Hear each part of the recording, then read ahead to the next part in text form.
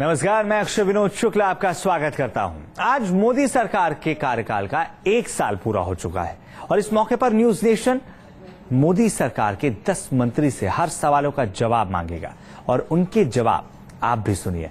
हमने मोदी सरकार के हर मंत्री से उनके कामकाज के बारे में पूछा, सरकार के विवादों पर सफाई मांगी और आने वाले 4 सालों के रोड मैप के बारे में सवाल भी दागे।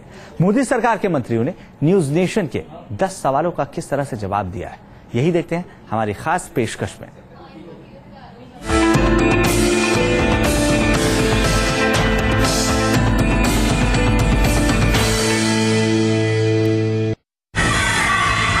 इस तरह से जवाब दिया है, यही देखते हैं हमारी खास पेशकश में।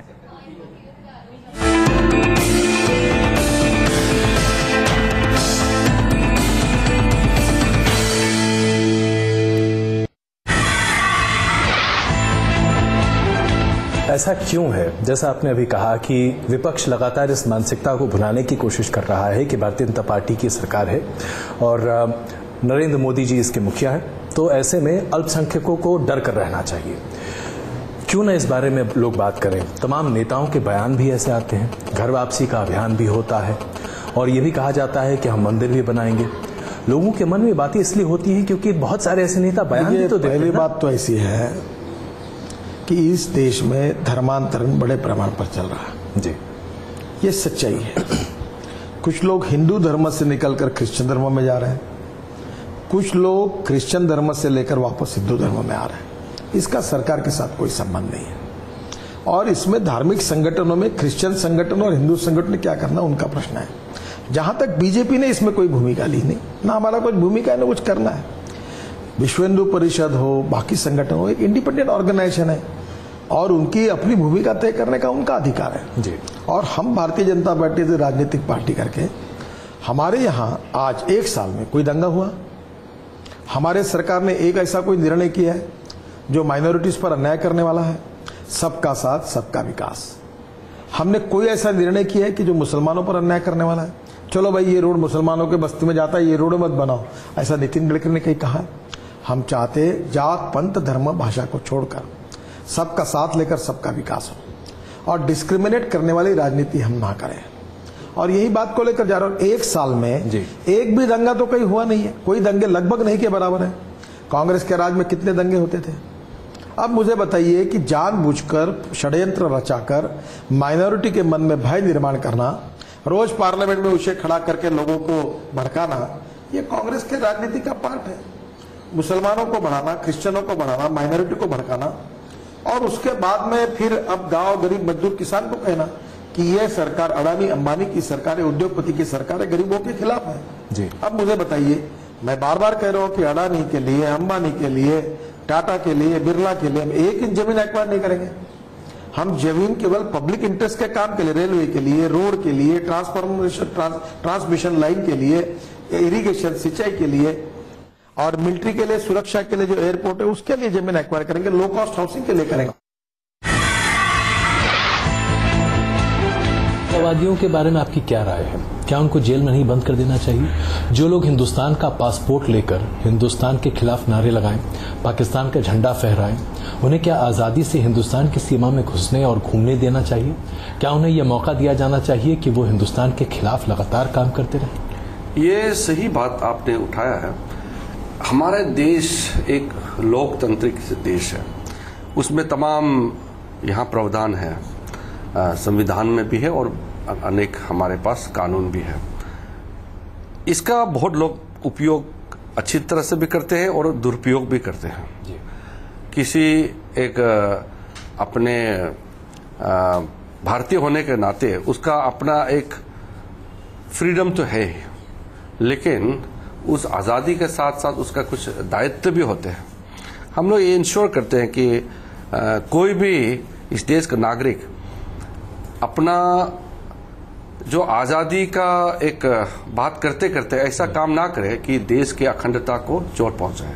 मसरत आलम या इस तरह के तमाम लोग, मैं आपसे सीधे तौर पर पूछता हूं, रिजू जी, आप भी एक ऐसी पीढ़ी से हैं जो दरअसल हम लोग समकालीन हैं। क्या ऐसा नहीं लगता कि वो तमाम लोग जो हिंदुस्तान के खिलाफ लगातार आग उगलते हैं, जो पाकिस्तान की गोद में जाकर बैठते हैं, ऐसे लोगों को हिंदुस्तान में क्यों बर्दाश्त करें? हम लोगों ने कई ऐसे शोज किए, लोग सवाल उठाते हैं, पूछते हैं, भाई जो लोग हिंदुस्तान का खाते हैं वो हिंदुस्तान की थाली में छेद क्यों करें, हम उन्हें क्यों मौका दें?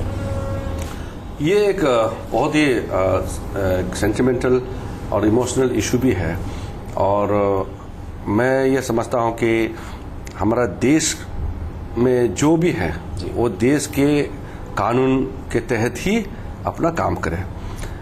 लेकिन जैसे कि अभी मसरत आलम का जो बात आया था, तो जैसे ही हमारे गृह मंत्रालय के नज़र में चीज़ आया, तुरंत यहाँ से जम्मू कश्मीर सरकार को कह दिया कि तुरंत कार्रवाई होना चाहिए। अगर हम जम्मू कश्मीर की बात करें, पाकिस्तानी झंडा जिस तरीके से, जिस निरंतर तरीके से अब फहराया जा रहा है जम्मू कश्मीर में, खास करके कश्मीर में, अलगाववादी नेता अपने आप को बुलंद करते दिखाई दे रहे हैं। क्या आपको लगता है कि भारतीय जनता पार्टी की सरकार जो पीडीपी के साथ है, आप न्याय नहीं कर पा रहे हैं? आप ठीक कह रहे हैं, मैं आपकी चिंता समझता हूं, और हर देशवासी और विशेषकर हर देशभक्त देशवासी की ये चिंता है। कहीं भी कोई पाकिस्तान का या दूसरा झंडा लहराया जाता है और भारत विरोधी नारा उठाया जाता है, तो ये चिंता की बात और ये चुनौती है जी। भारत की प्रभुसत्ता और गणराज्य को चुनौती देने वाली बात है, ये कहीं स्वीकार नहीं। और हमारी पार्टी का भी मत है, सरकार का भी मत है कि अलगाववाद को लेकर के, आतंकवाद को लेकर के कोई समझौता नहीं, जीरो टॉलरेंस प्लान का। इसलिए ये दो राय नहीं है कि हम इसमें से कभी हट नहीं सकते। जिस दिन हम हट जाएंगे हम अपने आप से भी धोखा करेंगे, हम अपना अस्तित्व वजूद खो बैठेंगे। लेकिन साथ ही साथ एक बात हमें समझनी होगी और स्वीकारनी होगी कि जब चुनाव हुआ, आखिरकार ये लोकतंत्र है, चुनाव में एक अद्भुत मैंडेट सामने आया, उसमें दो बड़ी पार्टियां आई, भारतीय जनता पार्टी और पीडीपी। कोई उसमें अलग सीटों का कोई बहुत अंतर नहीं था, इसलिए हमारे लिए ये अनिवार्य था कि हम अपने प्रजातांत्रिक दायित्व को पूरा करते हुए, निभाते हुए अपनी आंख ना चुराएं, भागना खड़े हो। इसलिए हमने सिद्धांतों के मतभेद के बावजूद, नहीं, मैं वो सवाल बिल्कुल नहीं उठाना चाह रहा आपके ऊपर, क्योंकि जो आपकी सरकार बनी वो एक जरूरत थी जम्मू कश्मीर की, उससे कोई इनकार नहीं कर सकता, क्योंकि जिस तरीके का वोटिंग पैटर्न था। लेकिन यहां पर आकर बात खड़ी होती है, आपके असूल अलग हैं, उनके असूल अलग हैं, आपकी कंस्टिट्यूएंसी अलग है, उनकी कंस्टिट्यूएंसी अलग है, और वो बार बार आपके ऊपर हावी होते दिखाई दे रहे हैं। कम से कम ऐसा प्रतीत होता है या नहीं, आप बेहतर जानते हैं। देखिए, यदि हो या ना हो ये अलग बात है, लेकिन प्रजातंत्र में परसेप्शन भी एक बात है। यदि ऐसी परसेप्शन है और आप इसकी ओर संकेत करते हैं, तो निश्चय ही इसको भी दूर करना अनिवार्य है। ऐसी घटनाएं पहले भी हुई हैं, ऐसा नहीं है कि यही सरकार बनने के बाद, ऐसे पहले भी होते रहे देश विरोधी वहां पर गतिविधियां। लेकिन जब से सरकार बनी है, हमने वहां की सरकार के ध्यान में ये बातें लाई हैं। हमें ये आश्वस्त किया गया है कि इन बातों पर कड़ी कार्रवाई की जाएगी, और हम ये अपेक्षा करते हैं पीडीपी नेतृत्व की सरकार से कि न केवल कड़ी कार्रवाई की जाए, बल्कि निर्णायक कार्रवाई की जाए कि बार बार इस प्रकार की घटनाएं ना घटें, क्योंकि ये आपकी चिंता उचित है, ये हमारी भी चिंता है। और सबसे बड़ी चुनौती अगर आज आपके मंत्रालय के सामने है तो वो ये कि रेल का निजीकरण करें तो कैसे करें, इसे लेकर आप क्या रणनीति बना रहे हैं, कैसे आगे बढ़ रहे हैं? मुझे ये सवाल का मतलब कभी कभी समझता नहीं है कि क्या आपको ऐसा लगता है कि निजीकरण करने से सभी समस्या रेल की हल हो जाएगी? और यदि निजीकरण करना है तो उसका मतलब होगा कोई निजी क्षेत्र का आदमी हमारे दरवाजे पे बैठा हुआ है कि मुझे पूरी रेल दे दीजिए, मैं खरीदना चाह रहा हूँ, और वो खरीदना चाहता है तो उसके लिए मार्केट प्राइस देनी होगी। तो मार्केट प्राइस देनी होगी तो उसका जो कीमत होगी वो हमारे आज के देश से जीडीपी भी ज्यादा हो सकती है। तो कौन लेने को तैयार है और कौन लेगा? और यदि कोई लेगा नहीं, और निजीकरण से भी आवश्यक चीज है रेल के लिए, रेल को ठीक करना। तो ये हम जो यानी जब कभी कहते हैं कि इलाज और जो रोग से परेशान है, तो दोनों में कुछ ना कुछ तो संबंध होना चाहिए। तो इसके लिए हमने रेल में निजी निवेश के लिए हम जरूर कोशिश करें। निजी निवेश करने के लिए हमारी नीतियां भी बदलाव हो रही है, उसमें हमने काफी बड़े पैमाने पे हम रेगुलेटर को भी ला रहे हैं, और इसके लिए रेल को ठीक करने के लिए निवेश की जरूरत है। वो निवेश किस तरह से आएगा वो देखना चाहिए। इसके लिए हमने 8.5 लाख करोड़ रुपए, रेल के इतिहास में कभी किया ही नहीं गया था, इतना पैसा अगले 5 साल में रेल में निवेश करने की परियोजना हमने बनाई है, उसके अमल करने की शुरुआत की गई है। बुलेट ट्रेन या इस तरह के जो सपने हैं, यथार्थ की ज़मीन पर क्या ये ज़मीन पर उतारे जा सकते? क्या हिंदुस्तान में बुलेट रेल चला पाना अपने आप में आसान है? कहना आसान है, करना क्या आसान है? हम इसकी फिजिबिलिटी स्टडी कर रहे हैं। फिजिबिलिटी स्टडी करने के बाद में जापान के सरकार के साथ में जो पिछले सरकार ने काम शुरू किया था, हम उसको पूरा करने के लिए लाएंगे और उसको पूरा करने के बाद हम पूरी तरह से उसकी जानकारी लेने के बाद उसका निर्णय करेंगे।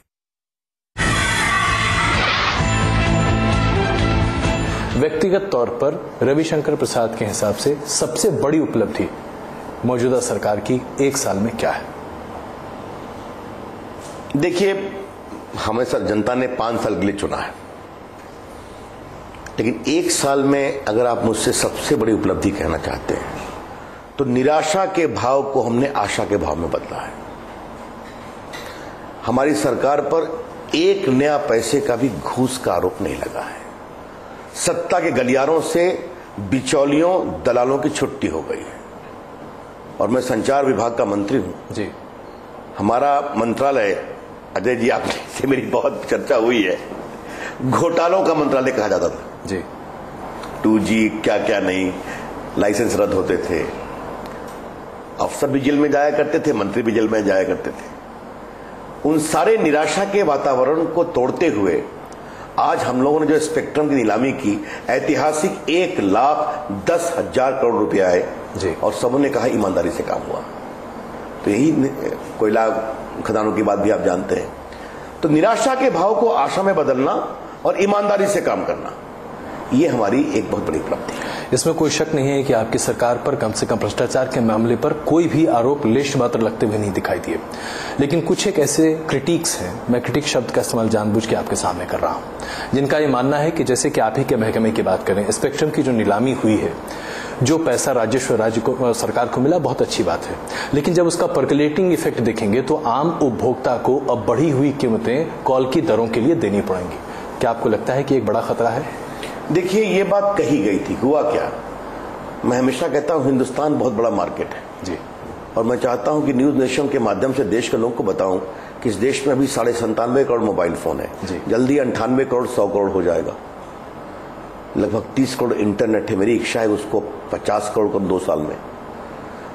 तो मैं कहना चाहता हूं कि इतना बड़ा मार्केट है इस देश में कि सबों के लिए जगह है।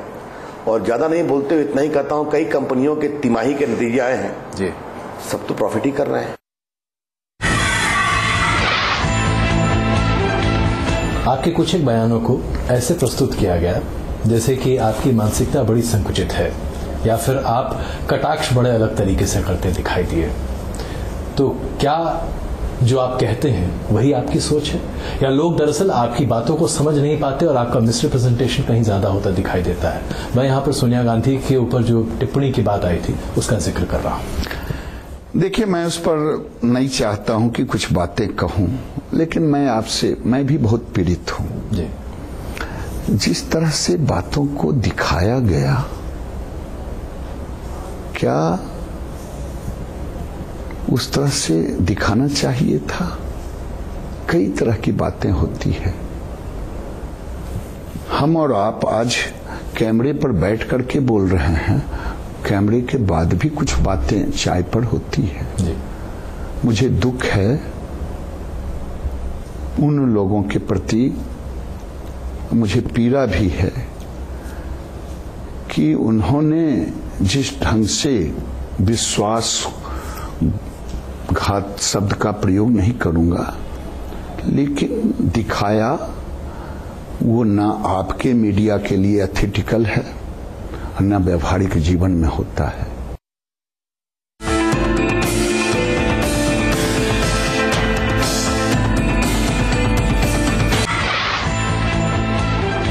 आप डिफरेंशियल प्राइसिंग के बारे में सोच रहे हैं, यानी कि जो आदमी महंगी गाड़ियां चला रहा है शायद उसके लिए पेट्रोल की कीमतें ज्यादा हों, लेकिन जो आदमी स्कूटर और मोटरसाइकिल चला रहा है उसके लिए पेट्रोल की कीमत कम हो? क्या इस तरह की डिफरेंशियल प्राइस मैकेनिज्म पर आप विचार कर रहे हैं? देखिए, मैं कोई कंक्लूसिव स्टेज तक नहीं पहुंच रहा हूं अभी, लेकिन समाज उसको वितर्क करे।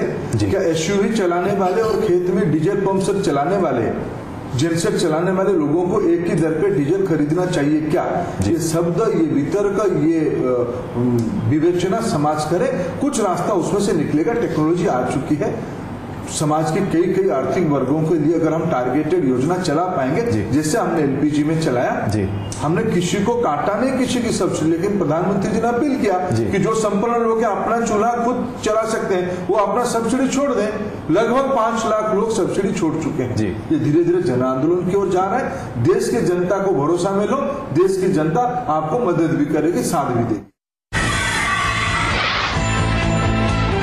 ये बताइए कि ये धारणा क्यों बनाई जाती है?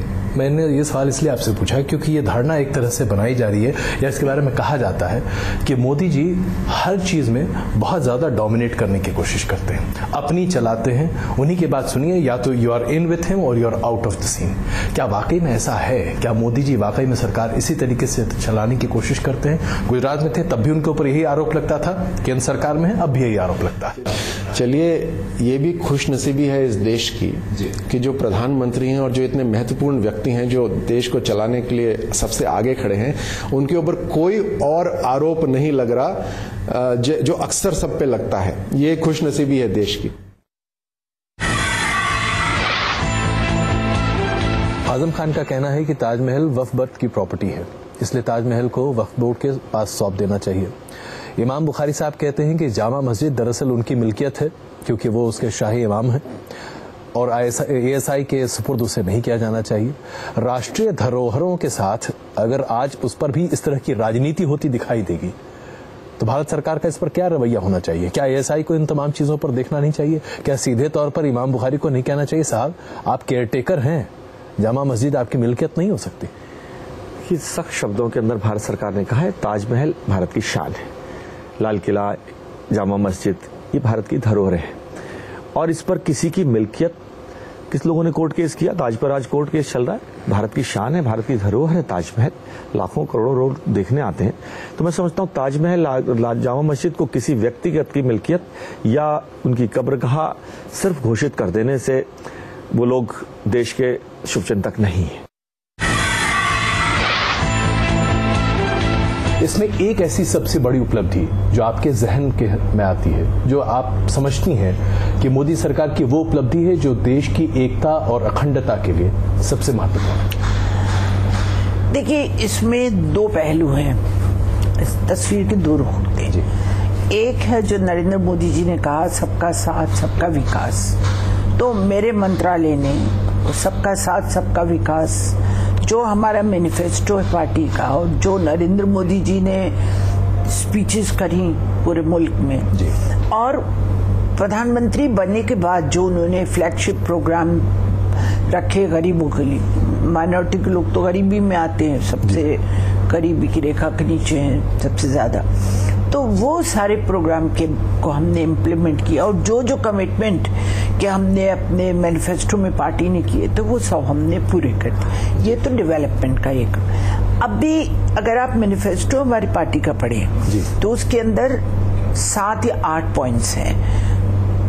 ज्यादातर पॉइंट्स जो हैं उसके वो डेवलपमेंट से ताल्लुक रखते हैं, वर्क प्रॉपर्टी है, एजुकेशन है, स्कॉलरशिप है। हमारा प्रोग्राम हमने उस्ताद किया है, ट्रेडिशनल आर्ट एंड क्राफ्ट को प्रोटेक्शन करने का है। हिंदुस्तान के अंदर 6 माइनॉरिटीज हैं मेरे साथ, खाली मुसलमान नहीं है, क्रिश्चियन है, सिख हैं, पारसी हैं, बुद्धिस्ट हैं और अब जैन भी आ गए हैं। तो उनके अपना अपना कल्चर है, उसको कायम रखने की बात की है। इसके अलावा जो उसमें बात कही है, 2 पॉइंट है लास्ट के कि एक ट्रैंक्विल एटमॉस्फेयर पैदा करना, एक अच्छा अनुकूल माहौल पैदा करना मुल्क में, तो वो मेरी मिनिस्ट्री के अंतर्गत नहीं है जी। वो प्रधानमंत्री जो मुल्क का कायद होता है, मुखिया होता है, वो लोगों के दिल में ये जो उनका कॉन्फिडेंस है, भरोसा, वो उसकी बात से आता है, मेरी बात से उन्हें। मेरा काम जो है वो मैंने कर दिया जी। तीसरा तो खैर वो एक परमानेंट बॉडी बनाने का, वो तो होम मिनिस्ट्री के अंडर का है और होम मिनिस्ट्री का जिम्मेदारी होती है लॉ एंड ऑर्डर की, वो उनकी। मेरा काम जो मेरे मंत्रालय का वो पूरा हो गया और जो प्रधानमंत्री के काम था वो भी उन्होंने अच्छी तरह से पूरा किया।